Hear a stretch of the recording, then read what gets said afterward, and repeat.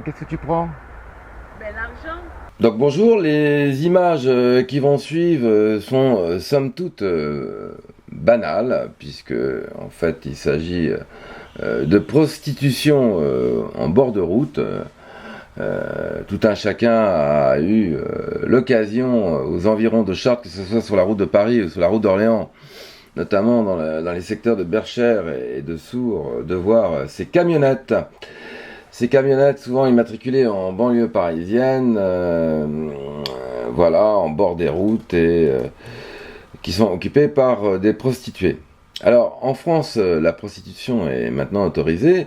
Notre actuel président et ancien ministre de l'Intérieur avait, entre guillemets, nettoyé, n'est-ce pas, au Karcher, la ville de Paris et sa périphérie, c'est-à-dire que il y a quelques années, il avait fait une répression très importante de toute la prostitution sauvage, notamment sur le périphérique intérieur de Paris, ce qui n'était pas forcément une mauvaise chose, puisque c'est vrai qu'il y avait beaucoup de trafic humain, et notamment de mineurs, de femmes d'origine ghanéenne, sierra-léonaise. Enfin, il y avait tout un trafic organisé, et c'est vrai qu'il y avait aussi beaucoup de mineurs, de très jeunes mineurs qui se prostituaient donc sur ce boulevard intérieur, qui logeaient sans papier bien sûr, et qui logeaient, j'avais moi-même enquêté à l'époque, et qui logeaient dans des hôtels qui fermaient les yeux, alors entre 5 et 10 filles par chambre, en payant des prix exorbitants.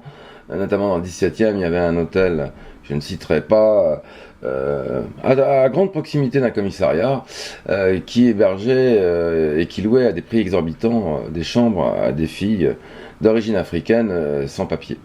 Alors quand ce nettoyage, entre guillemets, au Karcher a été fait par notre actuel président de la République, il y a eu une déportation de la prostitution, et une déportation notamment en Belgique, en Hollande, en Allemagne, dans les maisons closes, mais aussi en Espagne, juste derrière la frontière. Et puis beaucoup en sont venus à louer des camionnettes et à venir dans les villes proches de Paris, donc tout autour de Paris, à 100 km aux alentours.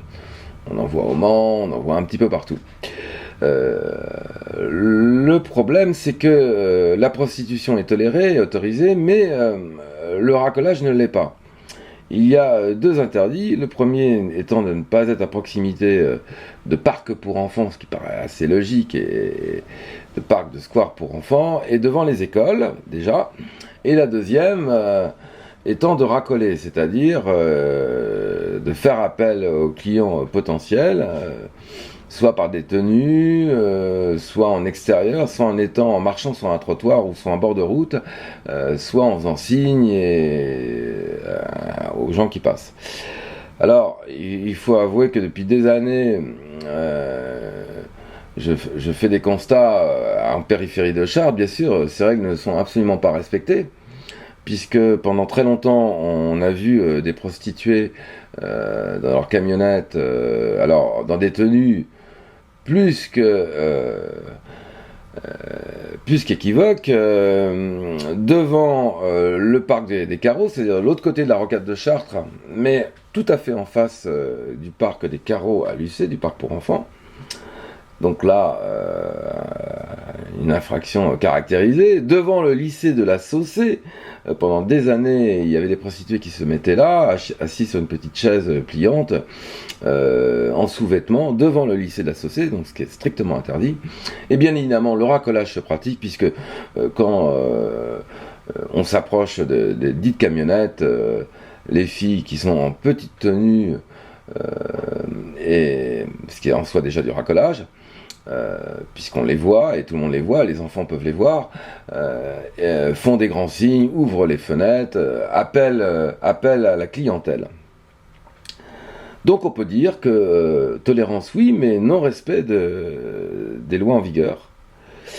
Et ce qui est quand même assez étonnant, alors cette année, il n'y a pas, a priori, pas d'effraction devant parcs pour enfants et devant des écoles, mais ce qui est quand même étonnant, c'est que on les laisse faire en toute impunité, qu'ils passent des cars scolaires ou des enfants devant ces camionnettes et devant ces femmes aux tenues plus qu'équivoques, on laisse faire. Et si on se poste quelques heures,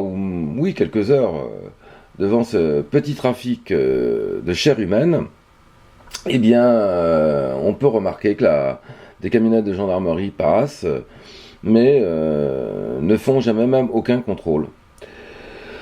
Donc voilà, on va dire qu'il y a une tolérance très largement acceptée de la part des autorités aux environs de Chartres pour une prostitution dont les règles ne sont pas forcément respectées. Et puis ce qu'on peut constater aussi, c'est que évidemment, eh bien, la crise ne touche pas ce secteur d'activité, puisqu'il suffit de se poster après la sortie des entreprises et des bureaux, et bien voilà, le balai des voitures commence, les filles montent des clients à peu près toutes les 10 minutes, un quart d'heure, et à la tarification annoncée, on peut estimer que les revenus non déclarés sont tout à fait honorables à ce sujet. On peut ne que mettre le point et accentuer sur cette hypocrisie encore générale qui, au niveau du fisc, qui a tendance à pressuriser les gens qui déclarent tout, et ces gens-là donc génèrent de l'argent incontrôlé, incontrôlable, en espèces, avec une facilité. Ça m'étonnerait beaucoup qu'elles soient taxées par les services fiscaux sur la réalité de leurs revenus. Alors, les images qui suivent donc sont somme toute banales. Bien évidemment, j'ai essayé qu'on ne voit pas les plaques d'immatriculation, ni les visages. Les séquences sont très courtes quand il s'agit de clients, et bien évidemment, il n'est pas question d'atteindre à la vie privée des gens. La seule chose qui est amusante, mais là il faudra bien tendre l'oreille, c'est que on a une dispute assez violente entre prostituées. Voilà ce que j'appelle la guerre des bords de route, des prostituées qui sont presque venues aux mains pour se disputer ces quelques centaines de mètres de bords de route situés en direction de Sourds. Malheureusement pour le propriétaire d'une entreprise bien renommée juste en face de chez lui, et donc les filles se disputent, on entend, si on prête vraiment bien l'oreille, on apprend un certain nombre de choses, bien évidemment, leur tarification, leur façon de fonctionner, puisqu'elles parlent très librement, c'est en caméra à moitié cachée, bien évidemment, on ne voit pas les visages, on entend leurs arguments, voilà, et aussi on apprend un petit peu leur système de fonctionner, notamment ces camionnettes là qui sont bien sûr pas à leur nom. Alors on peut dire que les proxénètes sont les loueurs de camionnettes, enfin il y a tout un trafic autour de ces camionnettes, bien évidemment. Tout ça est tenu et maîtrisé par un réseau, et les filles ne sont pas propriétaires des camionnettes, elles les louent très très cher. Alors là aussi, le proxénétisme est interdit, donc on peut se poser des questions par rapport à la non-répression autour de ça. Et puis bon, à travers ces quelques images qui durent quelques minutes, où encore une fois, nous n'avons pas passé les scènes les plus significatives parce qu'elles étaient à visage découvert, et que dans notre principe, nous ne cachons pas, sauf pour les photos, mais sur une vidéo, elle doit être authentique, donc nous ne cachons pas, nous ne floutons pas les images. Donc en fait, elles sont bien évidemment pas montées, mais assemblées avec de courtes séquences. Voilà.